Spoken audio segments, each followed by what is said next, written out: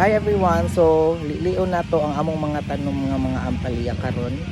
So, tara. So, mao ni among mga tanom nga ampalaya karon, guys. Tanawa. Mao na siya. So, grabe na jud kayo siya mga ka-graviness.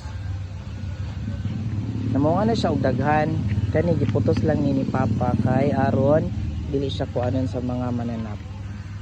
Ayan. So, mauna ni siya ang uban kani wala na niya pusta.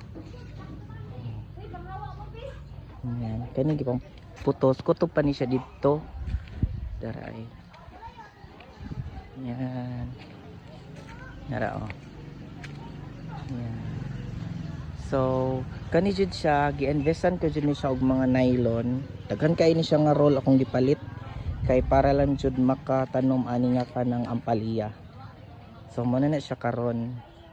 So ubay-ubay na pod siya and nakautan na pod mo ani.